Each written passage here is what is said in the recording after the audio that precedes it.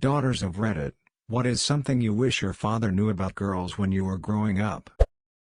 That it is best to have a personal bond with your father, a hobby or activity that's the two of you no matter how small, and not him just be there when the whole family is together. When our outdoor cats would get ticks, I quickly alerted my father and we removed them. For him a chore, and for me the one thing that was us doing something together. Don't be scared of having your picture taken. If your daughter wants to take pictures of you, or especially with you, let them. My dad died when I was 13 years old, and then I realized that all of his hiding from the camera meant I was left with only a handful of photos and he wasn't in any of our home videos.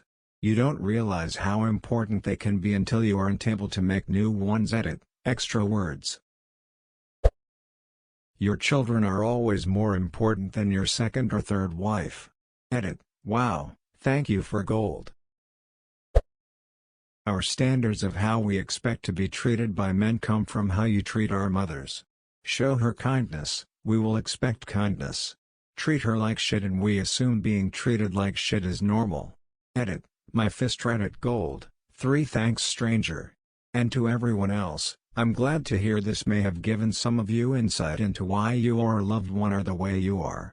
This applies to all genders and family dynamics.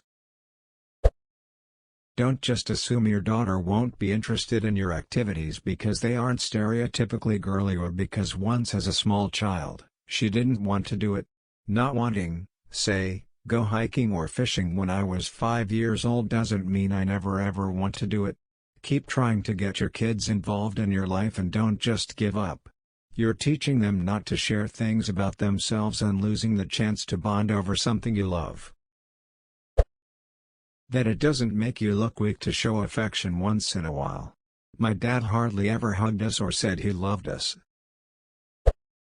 I'm not sure about girls in general. To me, I'd rather have had a dad who was there, than a dad who was successful and a workaholic.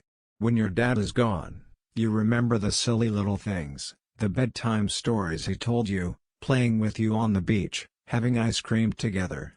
Be a father who is present in your daughter's life. Play with her when she's small. Tell her stories. When she's older, listen to her. Take an interest in her interests even if they sound silly. Take an interest in her life in general. That's all anyone can ask. That it's great you're extending the offer to spend time together, but when you invite your kid to the garage to help with something, actually have them help with something. For context, my dad would be working on his boat engine or something, and he'd say, "Come help me with this," and then I'd sit on a bucket for 20 minutes watching him in silence, and finally wander off out of boredom. Looking back, it's great he wanted to spend time with me and I appreciate that, but being present and being involved are two different things. How to put hair in ponytails. Brush long hair in general. Just thinking about it 20 years later makes my scalp hurt. Also, to include the daughter in stereotypically male housework. I can cook and load a dishwasher like my life depends on it, but I can't do any sort of maintenance like putting up a picture frame or unclogging a sink. That not every instance of anger or sadness on my part was because it must be that time of the month. My dad is a great guy all around, but used to bring that up, even jokingly, way too often. If you spend a good portion of your daughter's childhood talking about how much better and easier a son would be to raise, don't be surprised when your daughter grows up confiding almost exclusively in her mother and never in you.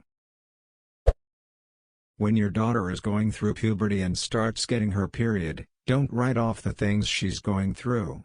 There's all sorts of new hormones swirling around in there, and they're gonna affect her mood. She's getting periods, they're probably gonna hurt. Being in pain makes you grumpy, but don't write off every instance of anger or bad temper as being because you're on your period. Maybe her mom doesn't get bad ones, maybe you've never thought about it because your wife is a grown woman who has learned to deal with her periods and the assorted mood swings and pains and moved on. Your daughter hasn't yet. Be a little more thoughtful, help teach her ways to manage what she's feeling. If she's in a lot of pain, and it doesn't change after a while, take her to a doctor.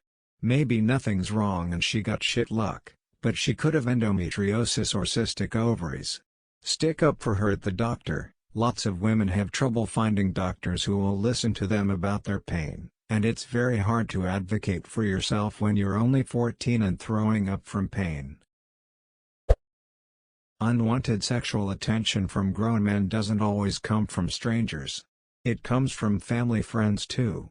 Pay attention to your friends' behaviors and comments around your kids. My dad cut off a longtime friend after catching him leering at me in a bathing suit at a pool party when I was only 12. I do not have a bond with my dad.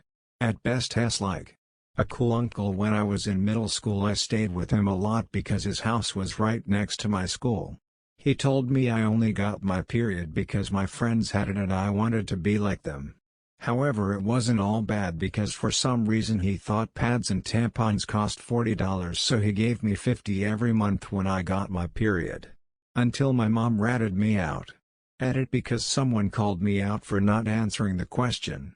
My answer is no about periods and what a girl goes through during puberty. It's fucking brutal. Watch Big Mouth on Netflix.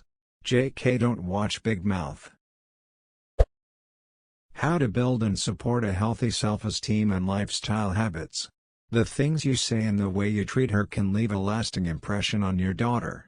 I was a latchkey kid in an Asian household filled with cheap convenience foods, 3 for $1 hot dog bows, Chinese crackers, etc., and lack of income for things to do outside of watching TV at home.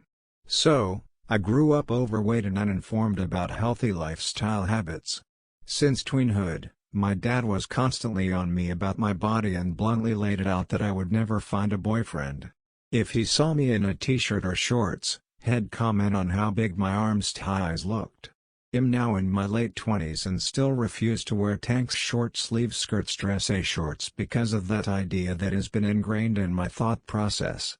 The link between being fat and being single still has a huge presence in my mind.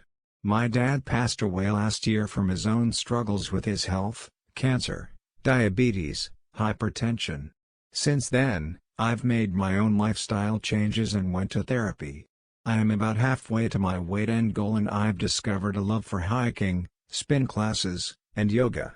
But trying to build up self-esteem through reframing of things and positive self-talk has been the hardest struggle of all. Treating every boy interested in your daughter as your enemy does both of you a disservice. My dad was very overprotective. Anytime a boy had a crush on me, he would be immediately added to my dad's shit list. Even if he was perfectly kind and respectful. After a certain point, I just stopped listening to my dad's complaints. In my eyes, he had lost the right to give input about my relationships. Unfortunately, when I was 17 I became entangled in an abusive relationship. My dad hated the guy. But since he also hated every one of my previous suitors, I didn't interpret his concerns as legitimate. On top of that, since he was so busy trying to prevent me from having relationships, he never talked to me about what a healthy relationship looks like.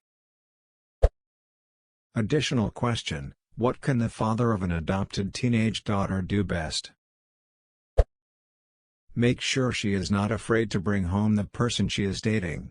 Encourage open communication about relationships, dating, respect, etc. If your daughter is afraid you're going to be waiting on the porch with a shotgun or you're going to read the riot act to whomever they bring home, they are more likely to sneak around behind your back.